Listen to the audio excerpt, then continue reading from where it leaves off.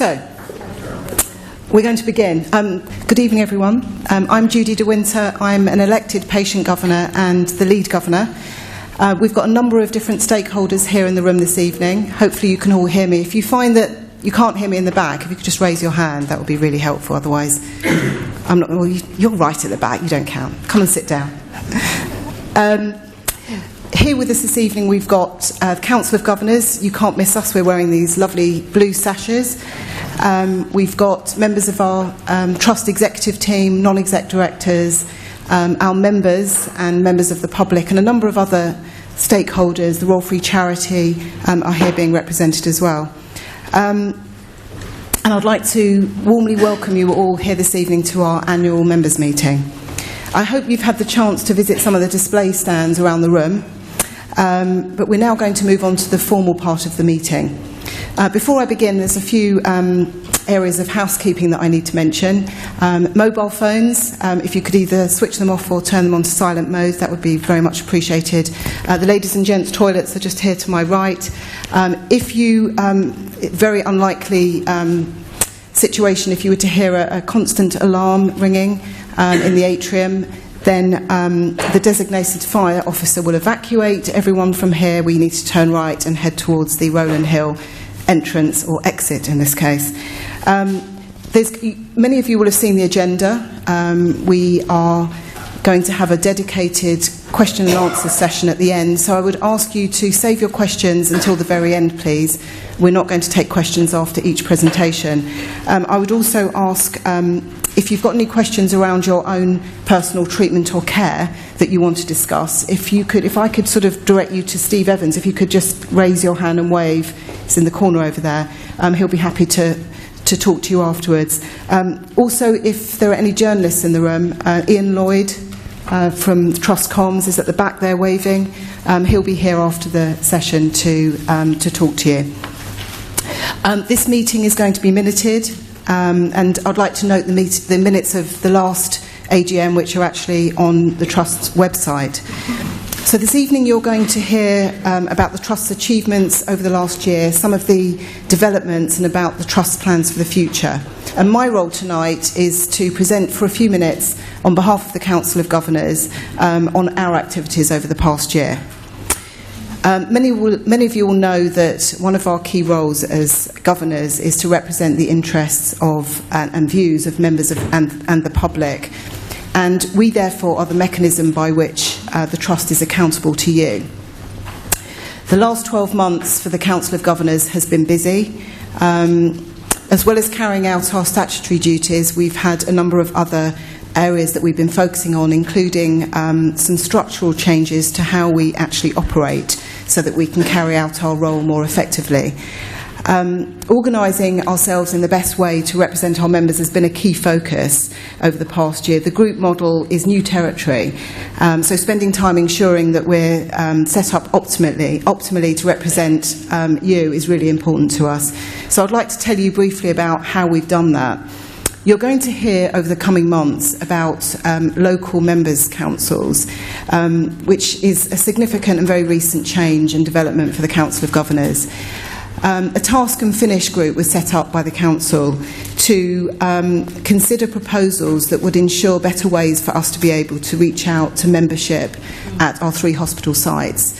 And as a result of that task and finish group, we came up with the idea of setting up these working groups called local members' councils. And they have been established in each of our 3 sites, Barnet, Chase Farm and the Royal Free.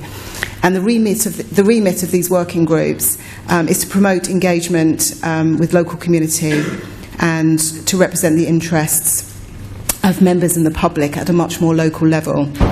Governors have been assigned to these local members' committees, and these groups will report back to the full council regularly.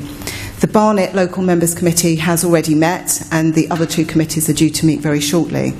And one example of what you will see going forward as a result of these committees and working groups is around, for example, the Medicine for Members programme. So currently the Medicine for Members programme runs only at the Royal Free, and we get input from our membership and from the public around areas of the Trust's work that our members want to hear more about, and we put on events.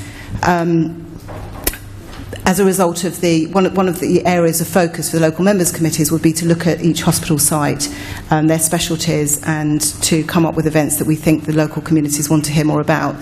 So as a result of the Barnet Local Members Committee, a Medicine for Members event was decided upon, which is going to happen in the near future, which is around the Starlight neonatal unit. So that's just one example of how these local committees are going to work going forward. These local members committees are also going to focus on local stakeholder and community engagement, so building links with local health watch and GP representatives is also to follow. Another key area of the Council of Governors role is, as many of you will know, it's a key area of our role, is holding the non-exec directors to account for the performance of the board. And this is something that we take very seriously. And over the last 12 months, I just want to highlight a few ways that we've been able to do this. So we're invited to attend board quality committees, which gives us the opportunity to observe non-exec directors carrying out their role of holding the executive to account. We sit on a number of other committees and working groups, particularly around some of the larger areas of work, big projects like the Pears building, construction, and also the redevelopment of Chase Farm. We also have governors on other working groups, such as groups that cover equality issues around LGBT and BME. Governors have also, for a while, signed up to go-see visits, where we accompany non-exec directors to areas of the trust and we meet the team and patients there. And one change over the last 12 months has been that the output of these go-see visits are now reported back to the trust board. And this is really important because it ensures that the valuable information that's gathered from these visits are seen by the leadership team. And these go-see visits over the last 12 months have also been rolled out to Barnet and Chase Farm as well, which is a development. Okay, carrying on with what the governors have been doing over the last 12 months, in case you've forgotten what we're talking about here. The Nominations Committee, which is a committee of the Council of Governors, the Nominations Committee has delegated authority from the Council to oversee a number of functions. So, for example, the process for chair and non-exec director performance appraisals, which take place annually, also oversees the process of appointment and reappointment of non-exec directors on the board, and then makes recommendations to the full council. This is bizarre. And over the past year, following recommendations from the Nominations Committee, the council reappointed the trust chair, Dominic Dodd, and reappointed one of our non-exec directors, Jenny Owen. And following a process led by the Nominations Committee that involved a skills gap analysis, a robust recruitment process, and recommendations to the full council, resulted in 2 new non-exec directors being appointed. Vanda Goldwag, who's sitting in the front row, and James Tugendhat, both bring skill sets that add significantly to the governance and strategy of the group. And together with the 2 non-exec directors that were appointed the previous year, this has resulted in quite a significant change to the board. Other business of the council, we hold informal meetings, which are governor-only meetings, which have become increasingly important to us to gather and to share our thoughts. We invite a non-exec director to join part of that meeting, and this is a really important opportunity for us to spend focused time with our non-exec directors, and also to put questions to the non-exec directors around areas where we would like more assurance.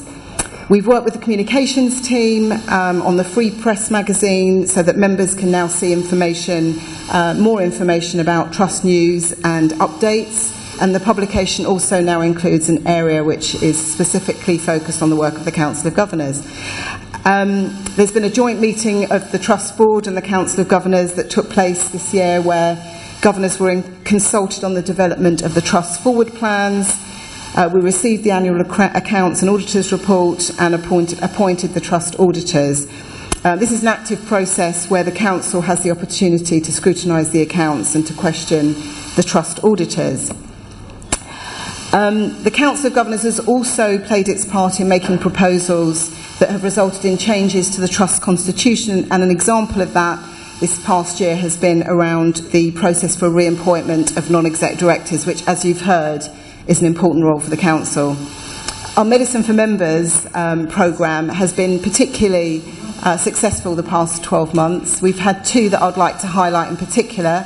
One was around the Institute of Immunity and Transplantation, which is being showcased at the back there, and we had quite a lot of feedback from our members that they wanted to hear about the work that's happening in the Institute rather than hearing about the construction. And that event was extremely successful from the point of view of turnout and also feedback.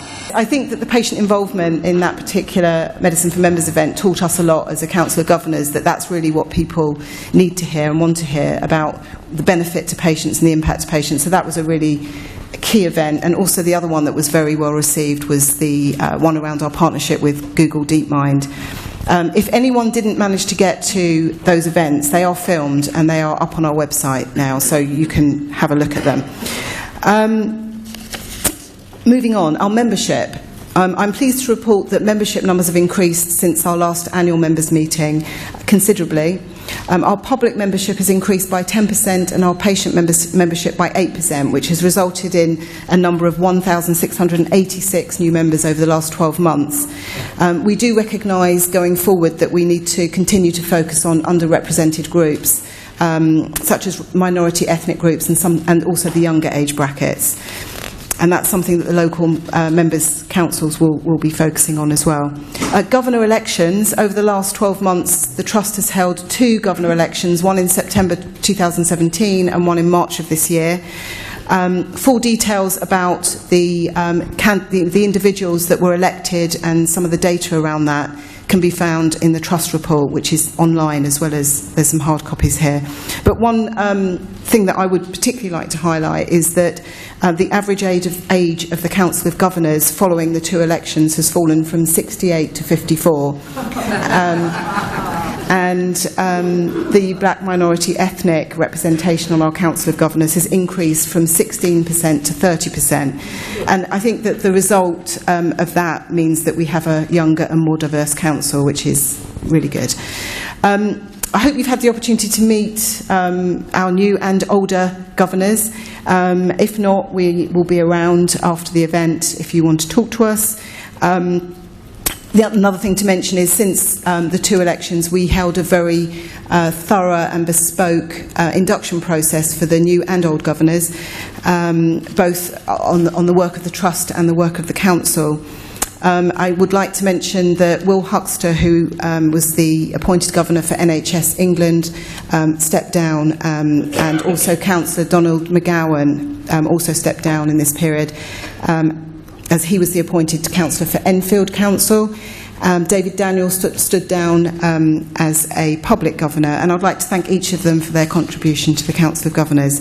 And last but not least, we reconfirmed our lead governor 1 year into the 2-year term, and also our deputy lead governor. And finally, I'd like to thank those of you who have contacted the governors via email. It's a good way to get your concerns, your input, and your suggestions across. We respond quickly and we like to hear from you. Our email address is on this bottom of this slide, so please do get in touch if you would like to.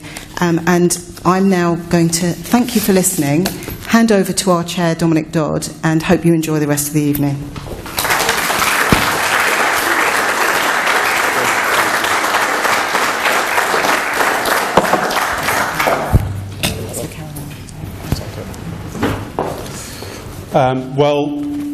Thank you, Judy. That was heroic. and I have to say that while you were praying that it would stop ringing, I was praying that it would go continuous. But there we are. Welcome, everyone. My name is Dominic Dodd, and I am the chairman of the Royal Free. Is everyone okay with the volume here? Is that okay? Great. Okay, so thank you all for coming tonight. It's very good to see some familiar faces, and there are some new faces too. Our main event is your questions, so we're going to go through at a reasonable pace to get to your questions. I'm going to talk a bit about the Trust and how it's done over the last year, what progress we've made, what progress we've yet to make, and the issues that we're facing. And then Caroline is going to talk us through the numbers and the annual report and the quality report. But I did want to say a quick thank you to the governors who are represented there, and as they are painfully aware, they are signposted to you by their blue sashes, which they hate. But it's the worst thing they have to do each year, and I thank you for it. But thank you for what is often an unseen role and the work that you do for the public, patients and staff. Very much appreciated. So it will not have escaped anyone's notice that this was a bit of a birthday this month, and obviously the NHS is 70 years old, and we've been celebrating in our own inimitable style. It's also an anniversary of 70 years since the Empire Windrush arrived in the UK, and this was a walk that we did to honour that. And the Windrush generation, many of the Windrush generation from the Caribbean, staffed that new fledgling NHS, and without them it would never have got off the ground, so we wanted to recognise that. And today our 10,000 staff at the Royal Free London come from, we think, about 200 different countries, which is a wonderful thing about this organisation, also about London. And we chose only 70 of them, given it was the 70th, to showcase and celebrate the diversity that keeps this show on the road. So in this anniversary year, I do think it's worth reflecting, and there's been a lot of press about what the NHS has achieved and what it's meant to this country. So since 1948, maternal deaths in childbirth have dropped by more than 90%. Neonatal deaths have dropped by 90%. Average life expectancy has gone up by 12 years. So people are living on average around about 20% longer lives than they were 70 years ago. Some of you might have seen the work that was done by the Commonwealth Fund last year, which looked into the performance of health systems across the world, and it looked at safety, outcomes, cost effectiveness, a whole series of different criteria, and they rated the NHS the top performing health system in the world. And when you ask people what makes them most proud to be British, in poll after poll after poll, the NHS comes top. Why? Well, I think it's because it's based on a very simple principle that everyone can understand and buy into, which is the principle that the best healthcare should be available only on the basis of need, not on the ability to pay, but on the basis of need. And that's a principle that the NHS is founded on. It's a principle this organisation was founded on, I might say, 120 years before the NHS caught up. It's a principle to which many people in this organisation and in this room have devoted their working lives, that's why we're all here. And so while it's important to acknowledge all of those successes, I think it's also really important for those of us who care about that principle and who care about how we take it forward to reflect on the challenges today, because certainly the NHS is full of them. And some of you might have seen this before, but this is my one-page summary of what sorry, am I going the wrong way now, of what the challenges are. So people may be living longer, but far too many of us are living longer in poorer health. So if you take, for example, north-central London, which is sort of 10 o'clock to 1 o'clock from the river up to the M25, those boroughs there, which have about 1.5 million people in them, on average, people can expect to live 20 years of their life in poor health. So the last 20 years in poor health on average, which is a huge amount. And that's very much driven by health inequalities, and this is one of my favourite slides. And I promise you, I've only got 2 charts. This is one of them, so bear with me. This shows those 1.5 million people, plus the people who live in Hertfordshire, there's another 1 million, who represent our main catchment for the hospitals in the Royal Free London Group. And it organises them by quintile, which is my 20% groups, from the least deprived at the top to the most deprived. And there's a multiple index of deprivation that's used overall. And it shows what's called disability-free life expectancy. So how long you can expect to live in good health. And what you see there is it hugely depends on the level of deprivation that you have. So it hugely depends on poverty.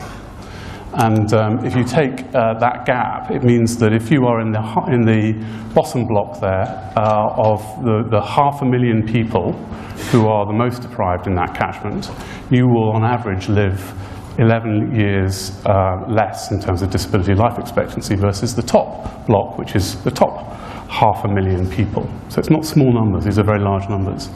And if you work out, well, what would happen if we got everyone to the top? Because we clearly know how to do it. We clearly know that we can provide long, healthy lives for lots of people. Well, it adds up to be, just in our neck of the woods, 16 million years of preventable suffering. And that's the challenge. So behind all the headlines about pressures on the NHS, the cost of the NHS, is this chart. This is a chart that's saying that we've got a hell of a job ahead of us to try and go the next stage, hopefully not in 70 years, but the next stage of really addressing health inequality and quality of life. And if we're honest, the current NHS and social care system is not well suited to that challenge. And I think of it as different organisations which are acting as islands. So different hospitals, different GPs, different mental health organisations doing the best they can, but generally not coordinating very closely with their colleagues in the NHS or health system, having what we call front office patient care, but also the middle office clinical support service and the back office activities all operating in their own patch. And there are a number of issues with this. So one is variation.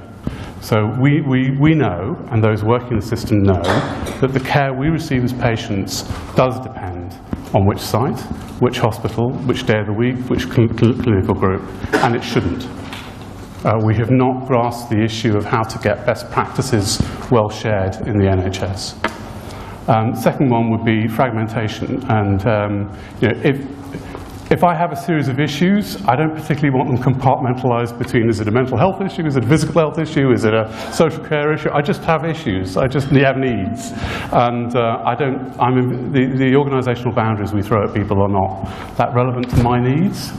I think all of the supporting services, everyone's trying their best, but they're operating at low scale. There's a lot of duplication, not enough money to invest to make them really good and to make them more efficient. And then there may be overall, if you have a system that's fragmented like that, we're going to end up all dealing with symptoms and not really dealing with the fundamental issues about why people get ill in the first place. So that's an issue. Other than that, everything's going fine. But I think it is worth not acknowledging that given that challenge of health inequality, we're not set up in the right way. Now, this organisation is one that's been around and been irritating and scandalous for years. So it was the first organisation to be open to people who couldn't pay, 120 years before the NHS. It was the first organisation in London to train women to be doctors. All these things were regarded as beyond the pale. And we like the idea of doing things differently and pioneering. So we're up for this challenge. And I thought I'd share with you what it is we have in mind. So the vision we've got is of a much more organised, sorry, I'm doing the same thing, aren't I? Of a much more organised, integrated care system, health and care system, where we pass care to groups of clinicians who are in charge. And I'll come back to that theme because it's been a big part of our development over the last year. We pass it to clinicians who are in charge, and they organise across the various branches, primary care, secondary care, mental health, community care, social care. They organise what they think is the right set of journeys and care that patients should get. We separate that out from all of the support services, so things like procurement, IT, on the back office side, or pathology, diagnostics, testings on what we call middle office. And that those are run on a much more professional, large-scale basis. And the hospital teams and the healthcare teams are not distracted. They focus on patient care. They don't have to focus on running absolutely everything else in the shop, as it were. And then together, we edge towards a system where with partners we can be managing a population's healthcare, which means that we'll all have much stronger incentives to prevent people getting ill, to do really, really early diagnosis so we can catch things really quickly, and to treat, often outside of a hospital setting, because lovely as they are, hospitals are difficult places for patients to be and very expensive places for taxpayers. So that's the vision that we're heading towards. And I wanted to highlight, we've been at this for several years now, and I wanted to highlight some of the progress we've made over the year that we're just reviewing, and steps that we've made. And I'm going to look at 5 things. The first 3 are about how we put clinicians in charge. Then the fourth one is about how we work with other hospitals, and then I'm going to give an example of what we're doing with some of our supporting services. So on the first side, hospital leadership teams. In July last year, we devolved the day-to-day leadership of the organisation to the hospitals and to clinical teams at the hospital level, and here they are. Steve and team at Barnet, Natalie and Alan at Chase Farm, and Kate and team at the Royal Free Hospital, who are mostly here, I believe, and shy and retiring. So almost all of these people that you're seeing who are leading this organisation at day-to-day level are clinicians, or have clinical backgrounds. In a nice bit of serendipity, we have a doctor, Steve, leading Barnet, Natalie, who's been a nurse, leading Chase Farm, and even Kate, leading the Royal Free, was originally an occupational therapist. So we have all the main branches of the clinical team represented. And I want to thank them all for what they've done. I think they are making a fantastic difference to the way this place is running. The other major bit of devolution that we've been doing is we're calling clinical practice groups. And that's a fancy way of saying that we are trying to get clinicians together across hospitals to work on the issue of best practice. And it may seem surprising to everyone, but that does not happen routinely in the NHS. There are national audits, people do compare, but there's not an active way of doing that on a day-to-day basis, and we are trying to do that in a very serious way. This is about getting clinicians together, showing them the data about what works, getting them to decide what the best journeys that patients should be taking, and making it happen, and then monitoring how we're doing. And often that's done with whizzy new technology, but sometimes the old-fashioned way. This is the orthopedics team with brown paper and post-it notes trying to work out what is the process that we're currently taking, forcing our patients through, and how can we simplify it. I'm going to give the example of prostate cancer because I think it's a really good example of what can be achieved in a relatively short space of time by looking across hospitals in this way. And the team there, and what matters there is speed. You want to know the diagnosis as quickly as possible and move on to a treatment plan. And what they've managed to do is cut the time it takes to get to an MRI scan, which is a key intervention in there, by 5 days on average, which is huge. They've got same-day reporting so that you can read the results from MRI scans up to almost 90% now. And some of the investigations, things like biopsies, which are frankly very unpleasant, are being avoided by this process and in fact have nearly halved. And overall, this is one of the key charts, which is how long does it take to get to people to be referred for treatment, specialist treatment, and it used to be that we didn't manage to hit the 38-day standard for any of our patients, and now it's 100% over a short period of time through really dedicated sharing of best practices across hospitals. The other thing that's not on this chart is that productivity has gone up by 20%. So we've managed to get a much better deal for patients, much better outcomes, but also lower costs, and that's one example. This is one of 40 pathways that have been launched during the year, and those are covering about 75% of the activity of the hospital, and there are 300 clinicians across 5 hospitals involved in this work, so it is a very major effort. I want to move on to another example, so you'll be wondering, what on earth is that? So the next area I wanted to highlight is improvement. And improvement's one of those words, but we're actually trying to put a lot of resource into helping staff have the tools, the techniques, the confidence, the time, the permission to figure out at the local level what they think needs improving and just go ahead and do it. And this is one of my favourite examples, which is it's one of 70 improvement initiatives which were launched during the year. and it's the work on 10 North in this organisation at the Royal Free Hospital, which was led by Danielle and Eduardo and team, and co-designed by patients and staff. What they're trying to do is create a dementia-friendly environment. And all too often, if you have dementia, a hospital experience is a very confusing and disorientating one. What the team's come up with is essentially making Ward 10 look like the 1960s Hampstead High Street. And if you ever get a chance to go and you haven't been, you ought to. It's fantastic. So, for example, here it's all fit with a bus stop, which is so popular, not everyone can get to sit down. But what it means in practical terms, this isn't really, making a nice environment for the sake of it. This is creating an environment that we know makes patients less anxious, less disorientated, calmer, and we can measure what's happening to things like sedation rates. We're not needing to sedate as much. What's happening to special nursing? We're not needing to get so much specialist nursing. So it's really working for patients. And it's a fabulous environment. And while we have the lady who's the penultimate lady on the right there, who really doesn't like being pointed out, Rebecca, who's our Director of Nursing here, has done another fantastic improvement project, which I wanted to highlight, which is about our turnover in intensive care, nurse turnover, which has always been very, very high. And through applying the methodologies that we're sharing, and we've taken 500 people through, the team is managing to define what matters to them, and make changes locally that make work more flexible. And that has more than halved our turnover in that critical service. So this is a classic example of local initiatives, letting go, letting the clinicians have the permission and support to get on with it.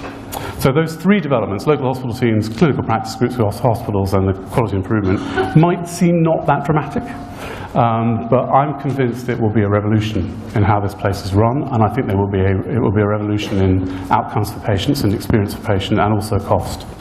So, and essentially what it means is between 500 and 1,000 consultants and nurses and allied health professionals are now running this place, which is a huge change from where we were a year ago.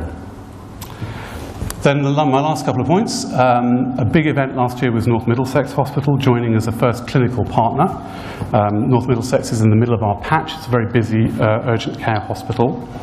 And what does it mean to join? Well, they're part of those clinical practice, best practice sharing approaches. They're also a customer of some of our support services like Pathology. And they're an organisation where we have a long history of collaborating with them. So we've been providing, for example, their renal service out in Edmonton for the last 4 years. And we're going to be working with them on how to deepen that relationship over time. This isn't the same as creating an acquisition. This is consenting organisations agreeing to partner, and we're quite excited that this is a new way of working.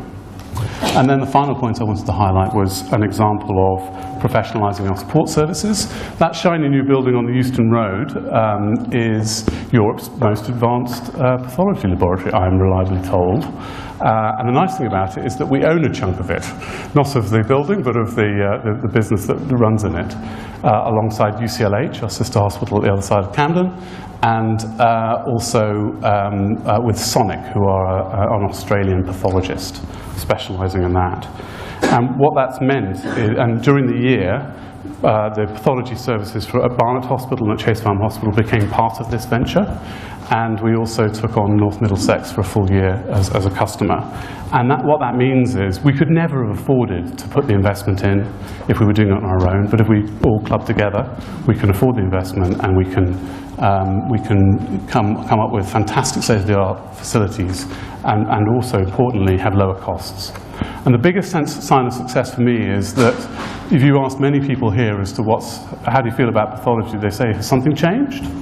And that's a good sign that we haven't dropped the ball on providing the right service to the hospitals. So overall, is it working? Some of you this is my only other chart, and I'm done, but this is my favourite chart, bear with me. This is the way we try and hold ourselves to account for are we making any progress or not. It has two dimensions. The vertical dimension is quality, and we're choosing to use the CQC's rating because they're the national judge of ratings, and they go from inadequate up to outstanding. So higher is better. And then cost position, and that's taken from our regulator, NHS Improvements, national ratings.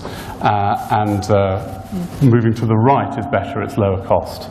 So the ideal is you want to be in that square at the top. Northeast is best, which is where you've got higher quality than others and you've got lower cost, and is that possible? And so that's that. So the ambition is to bring the best of the NHS on both of those dimensions. And I would note those are the only two things we can control. We can't control our prices, we can't control the way in which the NHS system works, but we can control our quality and our costs. And those are the two dimensions we look at. So this is London overall. So as a distribution, the average position requires improvement on quality, and it's about a 3% more expensive than the national average cost for London trusts. But interestingly, there's no real pattern there of high-quality trusts tend to be high cost and low cost. There's no trade-off, which is encouraging. And this is where we've been on. So we've been on an 8-year journey at hard yards, and we're not there. But the good news is we are making progress. So we are one of the only large trusts to be rated both above average for quality and also below average for costs, which is testament to the team's very hard work. So there's a gap. We aspire to be the first trust in London that's rated outstanding, like everyone else does. We also aspire to be the first trust that can do that as well as being rated very cost efficient. And closing that gap is what we're about. We have a 3-year plan to do it. We have some very detailed goals, which I think Caroline's going to touch on later on about how to get there. In the next year, the first of those 3 years, there are a number of things that I wanted to highlight as landmarks. First is Chase Farm, and I'm going to leave it to Caroline to talk about Chase Farm, but there's also a nice stand over there about what we're doing with Chase Farm. And that will be an example of a new breed of hospital that only has patient care, has no support services because they're all done elsewhere, is run along the lines of the clinical practice groups, and is using technology in a wholly different way, and I think it's going to be very exciting. New digital, so we've been given £10 million over the last couple of years. I think we will start to see the fruits of that. I'm looking at Glenn, who is our Chief Information Officer, who is not quite nodding, but he moved slightly at that stage. But seriously, I'm really optimistic that we will end up with technology that makes our clinicians' lives easier and makes our patients' lives significantly easier. So it's got things like patient portals, so the way in which you can see what care, you can see the care you're getting, you can book and resolve some of the administrative problems that have dogged us for years. So I'm very excited about that. We will have new hospital partnerships. We are talking with West Herts, who run Watford Hospital, because they're in the middle of a lot of our catchment flows, about whether they'd like to join the clinical practice groups. We're working informally with them, but we're looking at whether we want to formalise that. Importantly, I'm hoping that this year will be the year we can announce some non-hospital partnerships, in particular areas like mental health, where I think this organisation could learn a lot. And finally, we're going to continue our process of professionalising the support services and doing them once and well for lots of organisations rather than at the level of each organisation. And the one where we'll see the biggest change will be so-called sterilisation services or decontamination, where we have acquired the rights to a large warehouse in Enfield and are going to be moving all of the sterilisation services from our 3 hospitals to that, as well as hopefully providing those services to other NHS hospitals. I'm told it's going to be the UK's largest sterile services unit, which is slightly scary, but it'll be the same sort of pattern. We're not doing it with a partner that time. It's going to be 100% wholly owned by the NHS, but we think we've got the skills in-house to be able to do it properly. And interestingly, we think that it will halve the total costs of sterilisation for everyone in the NHS that uses it, which is the reason for doing it. So, with that, I'm going to say a few thank yous and pass over to Caroline. So my thank yous are to our 10,000 staff. I get the privilege of reading what members of the public say about them. We don't always get it right, but actually we have an overwhelming number of compliments, and I'm always inspired by the dedication I see people working in really tough circumstances are doing, and so I salute them. Thank you to the staff. I'd like to thank the Royal Free Charity. They've been a wonderful partner over the years, both in the little things that matter so much to patients, like a massage, like wayfinding, finding your way around a hospital, that makes such a difference. But also in the big things, and one of the big things that they've been strongly involved in is the Pears building, which has got a stall over there, which will be one of the top 5 research institutes in human immunity in the world. And the charity has been absolutely pivotal in raising the money to make that happen. And then I'd like to single out one individual and one group of individuals. The individual, I don't know whether she's here, but if she would, she'd be horrified if I put this up. And this is Jenny Owen, who's our vice chair, and she's been with us for 7 years and is coming to the end of her time here at the end of August. And she's been a wonderful vice chair, and very often she is the voice of the patient in the board. And she is the voice particularly supporting dementia. She led the national dementia strategy, and she will be really sorely missed. And we're talking very actively about how we keep those voices in and who's going to be providing them. But I just wanted to acknowledge and thank Jenny for her fantastic work. And then finally, a wonderful group of people, and a dog, who now make up nearly 1 in every 10 of the people you will meet on the Royal Free London team. So it's our 800 volunteers across various sites. They've been commended by the Care Quality Commission. They are absolutely loved by our patients and by our staff, and we couldn't do what we do without you. So that's my note of thanks to end with. Thank you.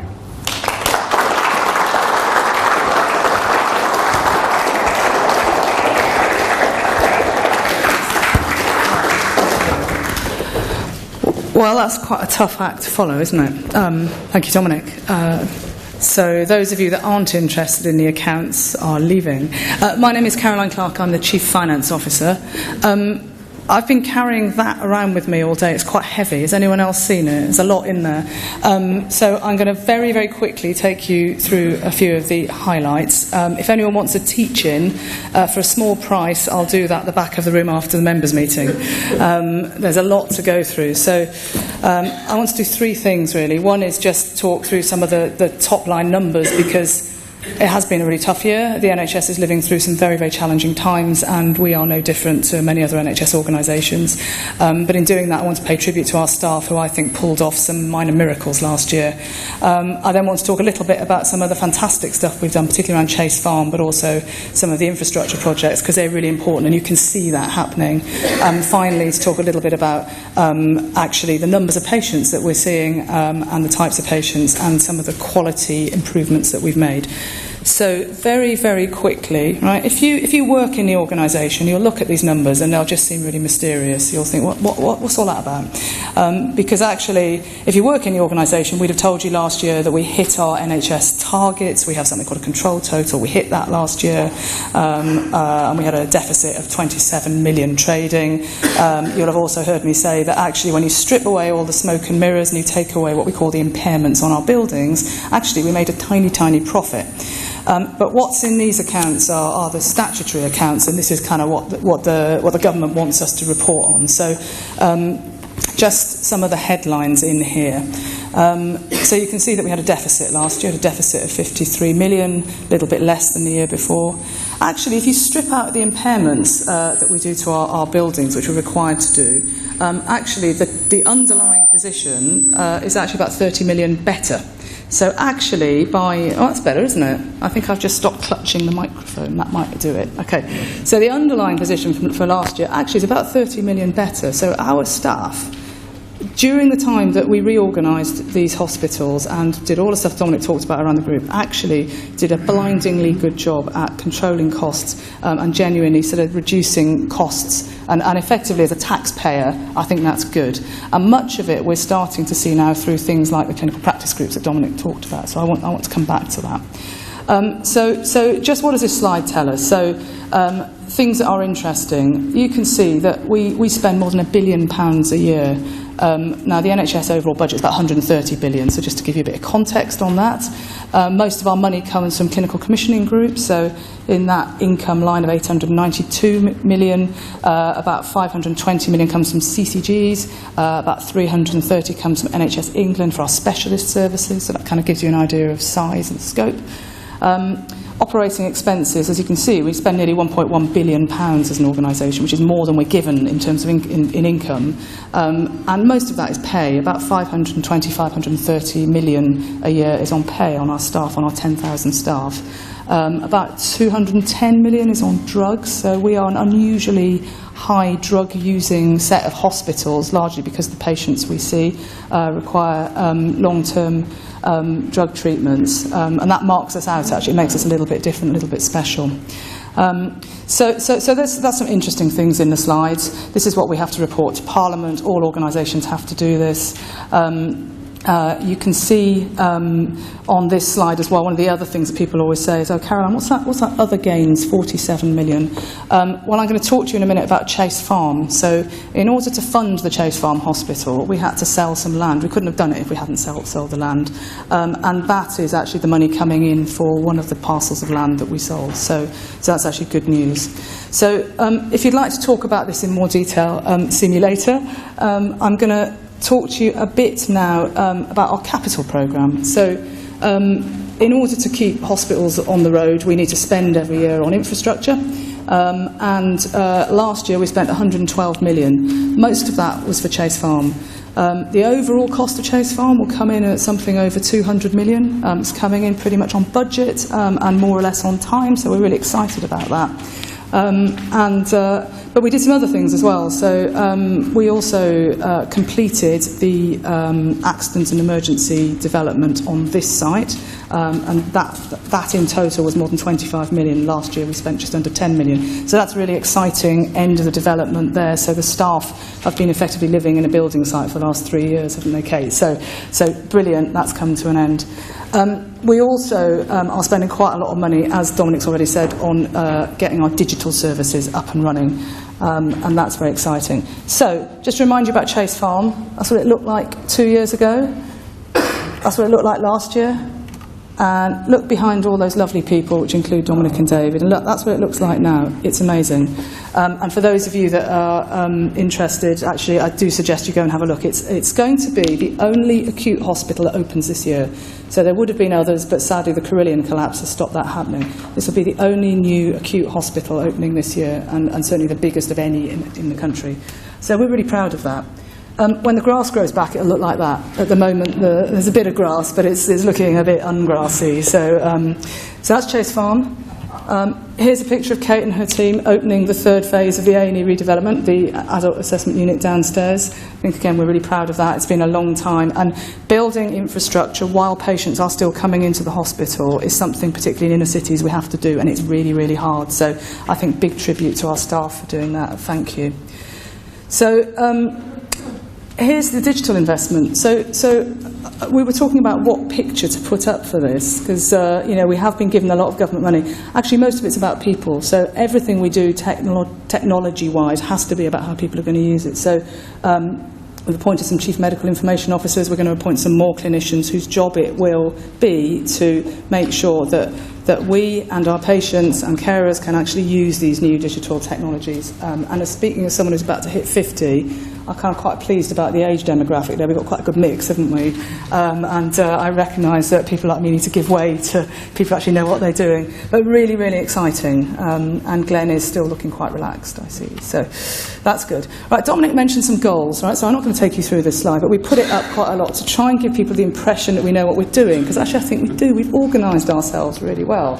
And those of you that have been around the Royal Free for a while will know that we talk about governing objectives, which are around improving quality, improving value for taxpayers' money, improving compliance, and then something around the longer-term organisational strength and resilience. And so we've got these 41-ish goals over the next three years to guide us in how we prioritise our resources, how we make sure we're organised effectively. If you look over on the right, you can see we've got CPG's clinical practice groups, and that's just one example of the work we're doing. So that's to give you a sense that this is an organisation that has a plan and a way of delivering it. So then I was wondering, thinking through this, has anyone actually got a copy? Did anyone take it? It's online as well, so you don't have to take it home if you've got sore shoulders. I was wondering what else we should say. And there's loads in there. The thing it doesn't give you, because it's annual, is actually the sense of what's going on in the organisation over time. So I thought I'd just kind of quickly remind you about what's been happening over the last few years. So over the last 5 years, for example, having just shown you that picture about our A&E department, we've seen over 1 million people in our departments, both here and at Barnet. It's a 9% increase, and our costs haven't gone up by 9%. That's over 275,000 patients being admitted as an emergency. And then you can see down here the annual numbers. So you can see between 16 and 17, we saw 5,000 more patients coming in through our A&E. I look at that and I just think, gosh, it's staggering, isn't it? The NHS is actually doing pretty well. So I give you that as a homage to the NHS. If you think about outpatients and clinics, we've seen nearly 6 million patients over the last 5 years. We've done nearly 75,000 elective procedures. And those numbers bobble about. One of the really good things about this slide, actually, is as technology changes and as our ability to do surgery in a quicker way changes, actually quite a lot of patients that would have come in and stayed overnight are now being seen on an outpatient basis. So that's great. So things are changing. We're starting to see it in the numbers. In terms of cancer services, we've seen a very, very big rise in cancer referrals and an even bigger rise in the number of patients treated since 14-15, and you can see that on this graph. And I now want to end by talking about the future. So Dominic actually nicked my slide on prostate cancer. So I wanted to talk to you about some work we've been doing on newborn babies. So we see nearly 9,000 new births in a year across Barnet and this site. This is absolutely not... what this data is saying is through standardising, through effectively providing more standard care in the first hours of a baby's birth, and actually just implementing best practice more consistently, you can radically reduce the number of babies that are admitted to our neonatal units. And what this graph says is that we've halved it. And it's fantastic. And the work is led by the neonatologists and midwives and obstetricians up at Barnet, actually, with our teams up down here playing in as well. And they've just done fantastically well. This is before we've digitised it. So this is just us doing what Dominic was describing before and using improvement techniques to make sure that we've got that right. And a single intervention is that each of these little babies that actually needs an intervention gets an orange hat. So the future's bright. Future's orange. So I just wanted to say one more thing, which is the future actually is, you can see we've got a lot of stuff on, and one of the things that we've also done, so in order to deliver all this, we've had to think about how we organise ourselves, and one of the things that we're going to do is this time next year, you're going to see that man there, Peter Ridley, presenting these accounts. We've promoted him to become the new Chief Finance Officer from September. So, Peter, I give you this book as the heir apparent. So, I'll stop there. Any questions, I'll be at the back. So, Dominic, back to you.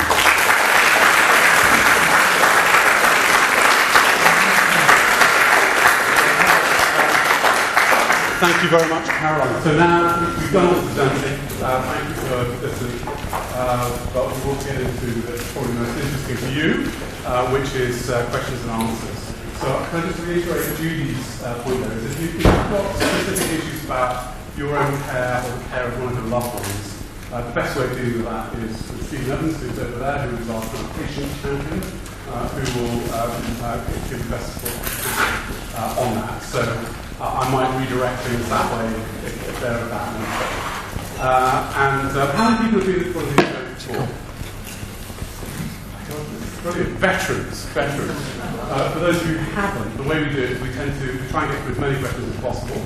I don't answer them because the team, frequently, because the team, David and his executive team are better placed to do it. But we take a few questions at a time so we can get through as many questions as possible. So with that, there's a gentleman over there who's been very patient. And I think the mic is somewhere around. So gentleman there to start with. We'll take 3 questions to start. You got a mic? Wait, yeah. Thanks, Chairman. I want to congratulate you for getting more people here than were here last time when I was here a few years ago. 16 were then. Now it's about 80 to 90. Although I recollect that in 1991 you consulted 30,000 people before you became a trust, and in 2012 3,000 people before you became a foundation trust, but that's just a democracy. On page 146 of your annual report, I notice you've got income of nearly £22.5 million out of a total of £893 million total income, private patient income. If it's any guide, I wondered what the proportion of private patients to general patients was, and the number if possible. But if it's any guide, the Office of Health Economics has a report in the King's Run Medical Library which indicates that 12.4% of private patients use 1/6 of health expenditure. You seem to use, your private patients seem to use 2.52%, according to my calculator. But if you can't answer now, I'll be happy to. I won't be asking about the half a pint of my 20 pints of blood compulsory private ground. And the 35 years interest, I understand. So, good to see you again. Yeah, great. Thank you very much. Next question. Gentleman here. When EasyJet buy an airliner, they run it day and night, 24 hours a day, 365 days a year. Can you confirm that you do this with your body scanners, your very high-value plant? Because the same arguments apply. And the second question is... Well, we were sneaking a second one in. That's very clever. A quick second one. This time last year, I asked you about the system for writing letters, where people dictate into a machine. Yes. The data goes to India, where it's typed up, probably by 8-year-olds. It then comes back to London. It's printed out, and the process takes 2 weeks. Right. You wrote back and said it would all be scrapped in the bin by April. I wanted to... How are we doing? How are you doing? Okay, great. Glenn will talk to that. And the gentleman here, and then we'll answer those questions. Thank you. Your report made you sound as if you were a businessman working in a very competitive internal market with much depleted funds. Do you see yourself in that role? All right. Okay. Well, why don't I take that one first, and then maybe. Do you want to talk about private patients, Caroline, and the bodies? You will take 6 days, and you'll take. I'll be 24 hours. Okay, 24 hours. Okay, great. So no, I don't. I mean, I think that almost every commentator in the NHS would say that the attempts to create an internal market have not worked. So we spend an enormous amount of time debating between providers and commissioners and sending each other bills and challenging them, and it adds nothing to patient care. So I think this is a wholly different situation. I certainly recognise the depleted funds. We have particular challenges here where the local commissioners have very, very few funds. So we've had to learn how to live with less money than we would ideally like. But no, I don't feel like that. It's been a long time since I was anywhere near a business. So thank you for that. Right, so let's go to private patients. Caroline. So I think the question was really around does a private patient consume disproportionate amounts of resources? Of course, they pay for care. That's the first thing, and what themselves offer insurance. Second thing is every penny that we make on private practice, of course, gets put back into the NHS. and we couldn't actually, our figures would be much, much worse if we didn't do that. I can't give you the exact patient numbers, but we can do that in the future. Right, about 2% of our total. Okay, so could we go to take left, then our Chief Information Officer? So just a quick question. So we don't have any data window or voice files from the server in the UK. People from India log into the servers in the UK, so no data centre in India, and no patient data saying they dial in and they transcribe. It comes up on their screen. It's a factor in India, but we'll skip over that. Okay. That is the current method by which we create outpatient letters. Inpatient letters are actually done on the EPR systems. Actually, outpatient letters are dictated. We are in the process of replacing that, so when we put the new electronic patient record into Barnet and Chase Farm in November, we're going to switch over to a voice recognition system, so we won't be doing voice file. Doctors will be dictating direct into the system. This is what you promised last year, but this must be expensive. I mean, don't you want to save money? This has to be an expensive solution. Yep, so we need to change the method that we do now, so we don't have the EPR in place to do that at the moment. This is why we're going live in November. I don't think we did, so we did it by April. Yes, you Well, did.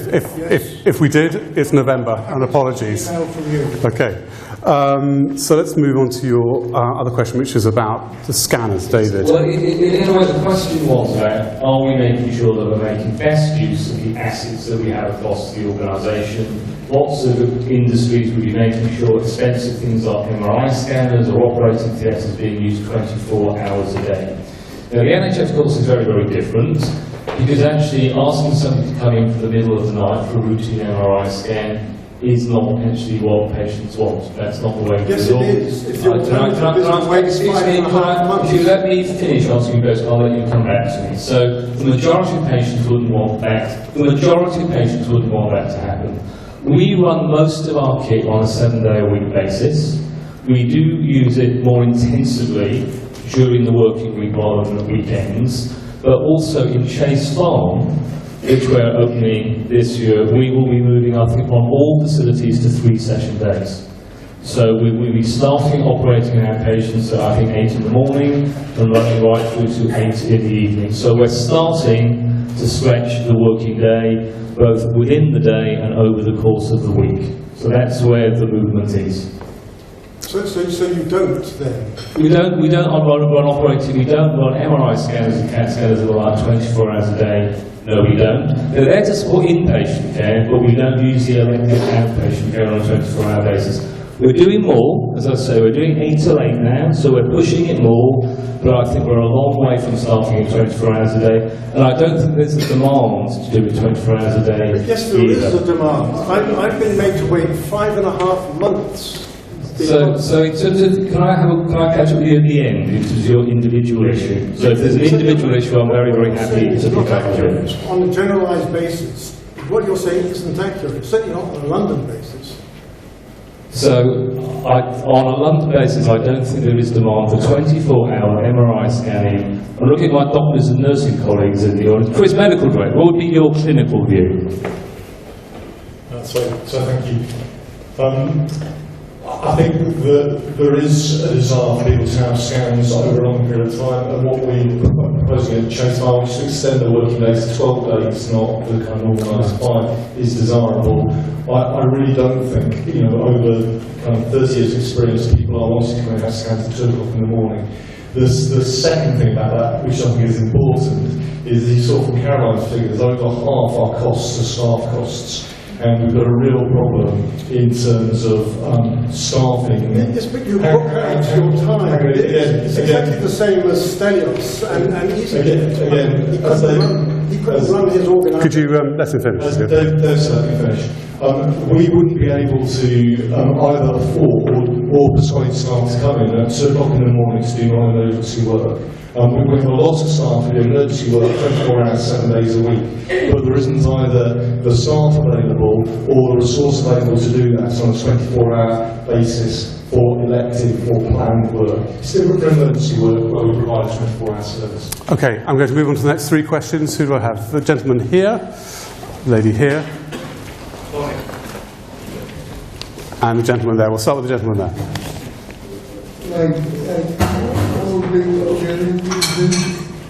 sometimes things can go wrong.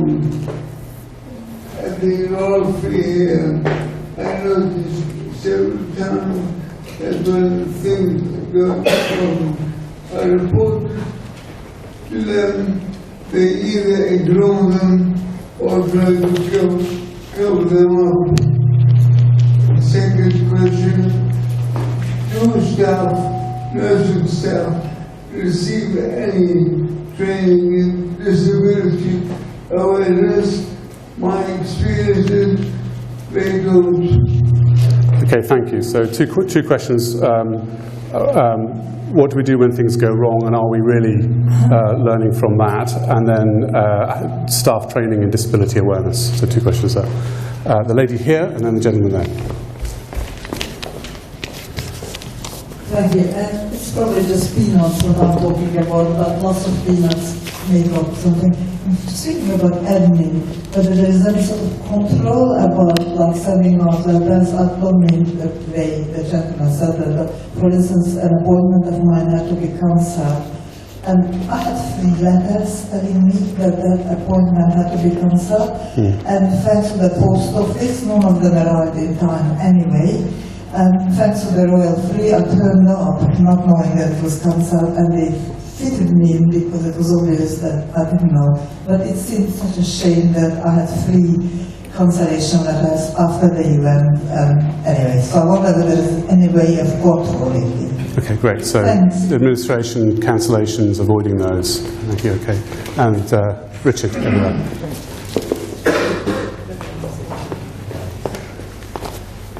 Thank you very much. I'm Richard Lindley, and until last year I was the governor of the hospital. Now, since leaving, I've had time to think more about what governors actually do and how effective they are. My thoughts were unexpectedly focused following an operation I had here at this hospital last summer.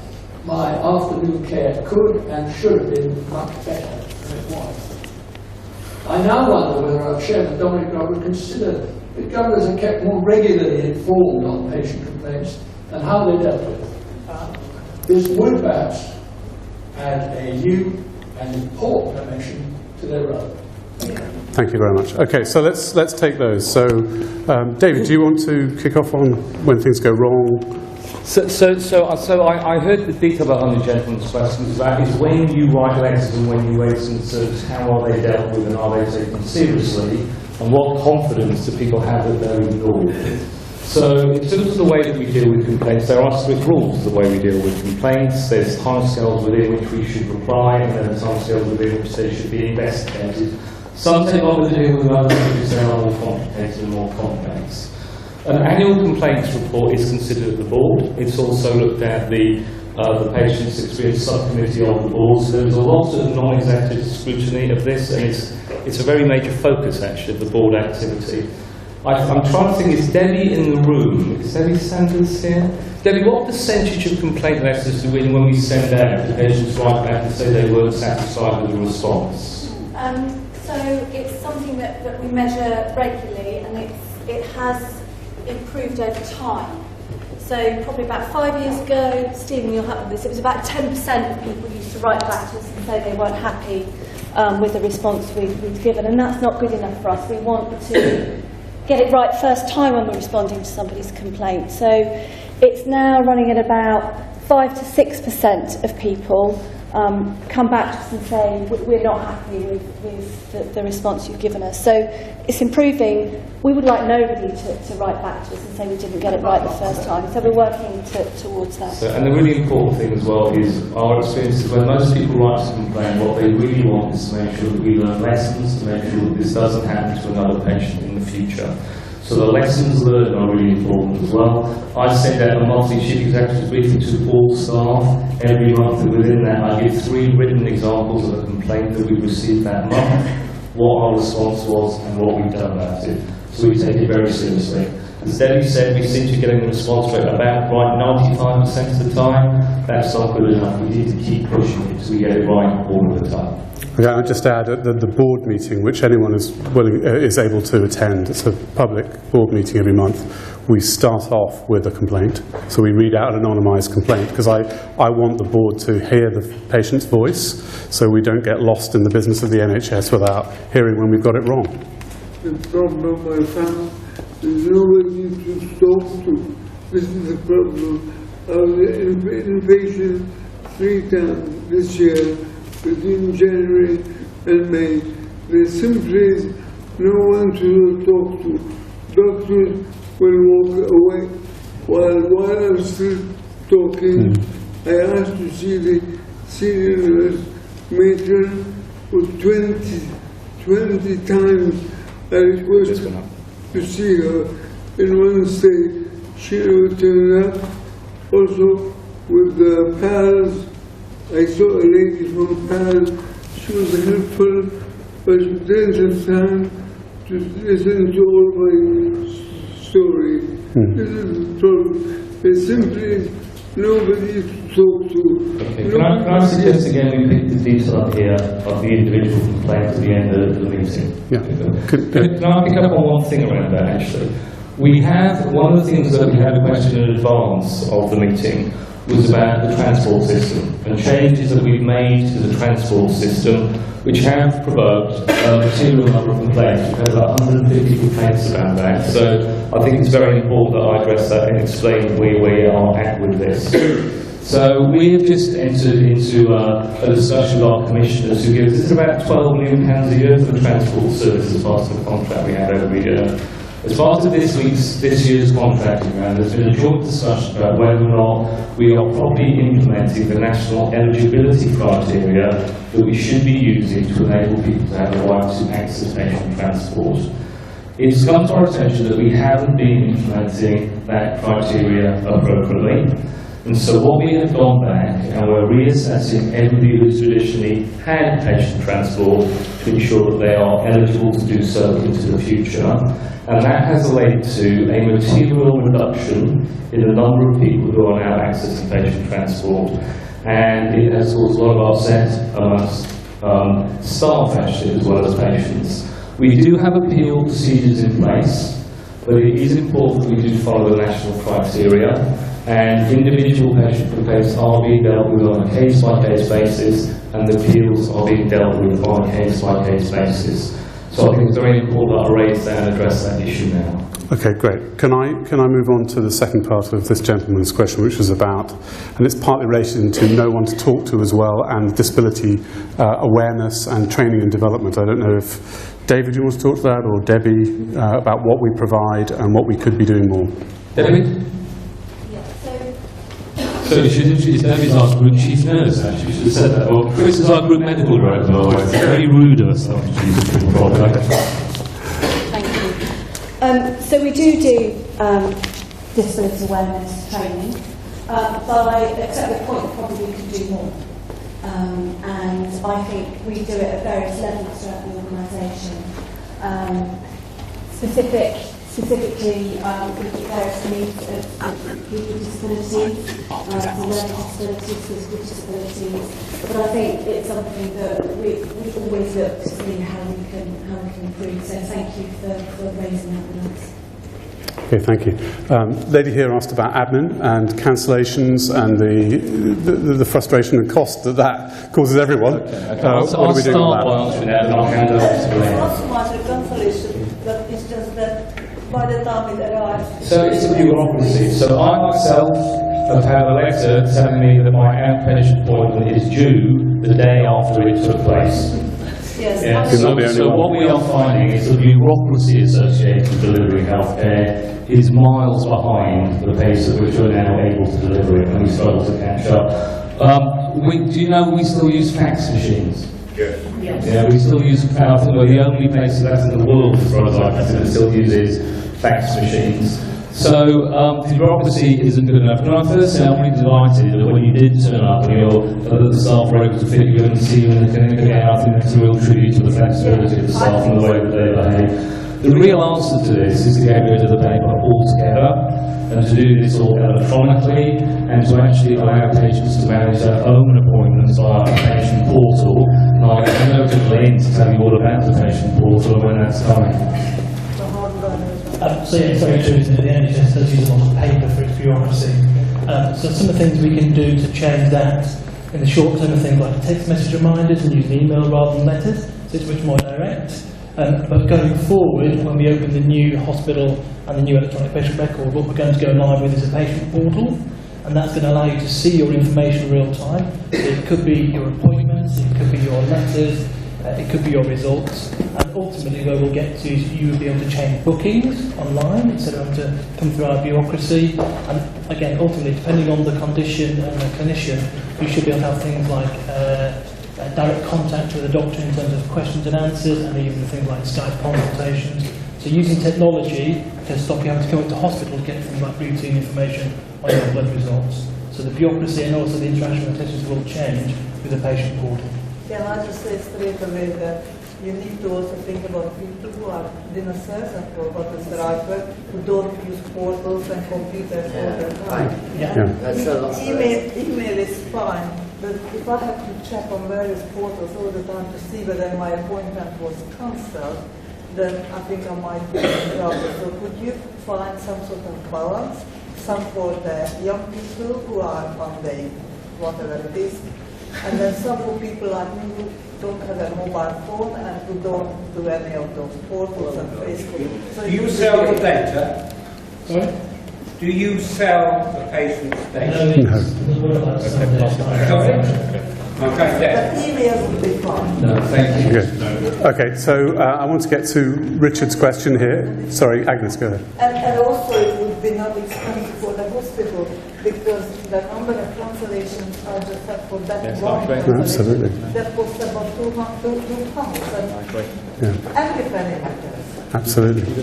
So I want to get to Richard's question, which was about should the governors have access to patient complaints so they can see it. I'll tell you what happens now. So anyone who uses the governor's email, the governors get to see, and there's a tracking mechanism to make sure that those are closed down. So if people want to make sure that governors see it, then copying into that is the way to do it. There are governors sitting on one of our quality committees which regularly looks at complaints and looks at the themes and the learning. It doesn't look at individuals, but it does look at the themes and the learnings. I am completely open, and I will be guided by people who have been in that role, the lead governor role, but also those who are currently governors as to whether there's more information that they'd like to see. It's obviously important that we don't that we treat people with the appropriate level of confidentiality, so we'd have to do it within those constraints, but I'm very open to any suggestions that people might have, and Judy and the other governors about sharing that, and if you have further thoughts, please let me know. Okay. Right, next set of questions. Gentleman here. We raised the issue we raised the issue about transport earlier on, but we don't know who to appeal to. Okay. Later, where to go for appeal. But I would like to suggest something, and that is there's a massive footfall of patients in this particular hospital. And I would think the majority of them going through clinics for outpatients. Why don't you develop a system on Skype? Because 90% of my appointments are only oral. There's no actual medical investigations. It's only oral, and I reckon you can reduce that footfall. You can make massive savings in costs if you develop that system or some system like video. Great, thank you. We'll come back to that. Gentleman there, no, it was like an auction. You were scratching your ear, I wasn't sure. Lady over there. Okay. Thanks very much. Thank you for an excellent report. You talked quite a lot about care pathways. Do you know if psychological care and social care is incorporated into the care pathways? And the second question very quickly is, last year you talked about preventive health, and you were very keen to talk about it. Where are you with that? Thank you. Okay. Thank you. I'm really enjoying the way in which people are sneaking in 2 questions at the same time. It's really clever. There's a gentleman here, and then we'll answer that batch of questions. I think patients' health is both their responsibility as well as yours.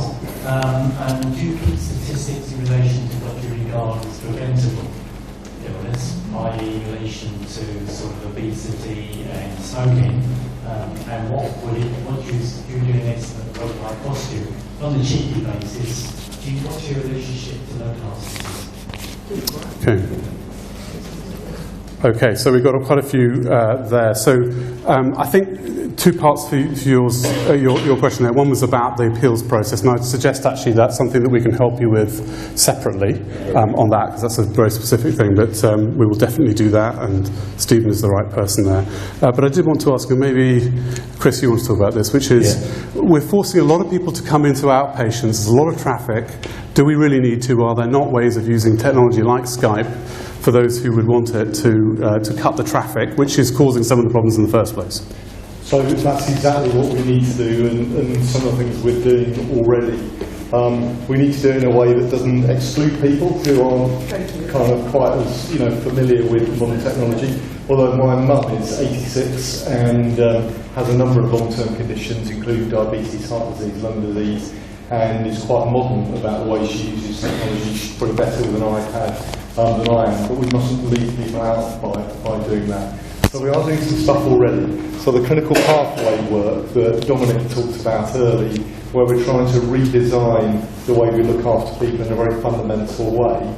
Right at the beginning of that, we go through an exercise with patients where we ask them what's the way they would like to be looked after, and this stuff about virtual consultations comes up in a lot of them, and we're already doing it in quite a significant way in dermatology, where people are having a telemedicine solution. So instead of coming up and seeing a specialist when you have potentially skin cancer, a very high resolution photograph is taken, and then people can either be dealt with or reassured without a need, much more promptly, which is good, but also without a need for a visit to hospital. So we're on the way, it's part of our plans, and we've already done some stuff, but there's more that we can do. Way more. And so don't go anywhere, Chris, because it was a hospice one as well, wasn't it? Yes, so it was a public health one and a hospice. So there's one about these care pathways. Are they including the social care and the psychological care within the care pathways? How are we thinking about that? So one, yes, and partly it's part of the answer to the last question, which is every single pathway, so the 43 that Dominic talked about, every single one of those has got patients involved in the design, so their kind of holistic needs are included in that. So that's the kind of yes to that. The second one was a question here about the kind of public health stuff. And Dominic was put that slide up where he showed health inequalities between the most deprived areas, the kind of 11-year healthy life difference. And actually the main predictor of that difference is not simply money, but it's the kind of unhealthy behaviours that go with deprivation. And you missed out alcohol, and alcohol is probably even more significant now as a public health problem than smoking and obesity. But those are the big 3. And some of the stuff we can do with communities about reducing the harm, about education, is of critical importance. Part of our global digital exemplar, which is some of the money we've got about being more digital, is to do a really big project about population health, where we're trying to work outside the boundaries of the hospital to promote health. And I think a lot of that is through education. The final thing, so a very long answer, is actually we employ 10,000 staff, and so influencing our staff not only affects a significant number of people, but there's a halo around those people where you can influence more people. So we've done really quite a big project with a number of our lower paid staff on promoting exercise, and a group of estate staff have been in a walking group, and have also been on a trip where they walked up Snowdon as part of a promotion of healthy behaviours. And we've had some really good feedback about the promotion of well-being and kind of teamwork that comes with that. So some of the kind of public health and prevention stuff, although it's about big populations, sometimes, you know, kind of charity begins at home about that stuff. And so that kind of role modelling and looking after our own sets the example that expands to other people. And I just add on that, because the question was about, do we monitor the data and we look at it and what proportion? Do we know what it costs? And we're one of the only hospital trusts to have a public health team. So we do worry about this, and we do worry about the prevention side of it, and we do recognise that sometimes we're all a bit more ready to listen to some of these lifestyle changes when we're about to have an operation. So there are moments. But I think we're also a bit realistic that we're a hospital and we're at one end of a chain, and what we really need to do is get this kind of across the system work that's going to help identify people for whom nudges in behaviour would have a really powerful effect on their health and be part of that solution rather than just treating people when they're ill. It was funny, it's a question about hospice. Hospices, yeah. So end-of-life care is one of the things that the Care Quality Commission take very seriously, and the previous Chief Inspector of Hospitals was a palliative care physician, Mike Richards, and so it's one of the things that's got prominence in their inspection regime, and that's right. It's a quality of care at that time of life is very important. We have a number of joint appointments with the local hospice. They work with us on developing our end-of-life pathways, but actually it's one of the things that our non-executives have raised this year at board meetings about really receiving some assurance that we're doing that as well as we can do. So this is a kind of advert for the next public board meeting where we're having a presentation about end-of-life care. And so in some ways we're, I hope, putting our money where our mouth is about giving it the right level of prominence. Okay, great. So I think we got through most of those. So next set of questions. Who wants to go? The lady there. Sorry, can I just ask something? Thank you. My name's Ruth Brown. I hope you don't think I'm going backwards on this. It's just one thing. First of all, I'd like to say, without the royal friend, I would not have my husband sitting next to me. For what they've done for me years ago and ongoing. I cannot thank anybody enough. But unfortunately, I've got one little thing that I'm not happy with, it's about living with. Going back to transport, we're continuously told by the NHS that cancelled appointments or non-cancelled appointments cost £160 per appointment. Now, if you've had your transport cancelled, and because you have a mobility car, the person who normally would bring you if you're stuck can't because of illness, and you're then told that you can come by taxi. Unfortunately, some people are unable to do that when it's £32 each way. And I have a feeling that the way that it's going with transport, I understand the reasons why, but I think it's also going to cost the NHS for people not being able to come. I'm sorry if I did that a long-winded way. No, that's very clear. Thank you. Lady at the back there, hello. Well, I got a question. As part of the well-being activity, the Royal Free is working with other hospitals, supporting homeless or vulnerable people, also disabled when they are discharged from hospitals. Is any special community group that is working together after any vulnerable people, especially homeless or people with alcohol, go from the hospital and discharged? okay, so the question is about, are we working with other organisations, community groups, etc., to help to support patients who are being discharged in that process? Yeah, I will come to that. Thank you. Agnes.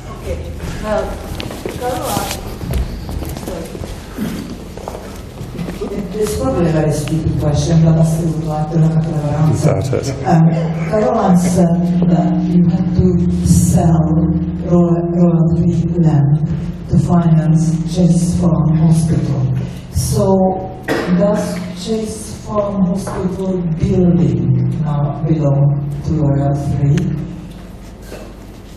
Okay. Thank you. Other questions? Oh, We've exhausted you. Okay, right.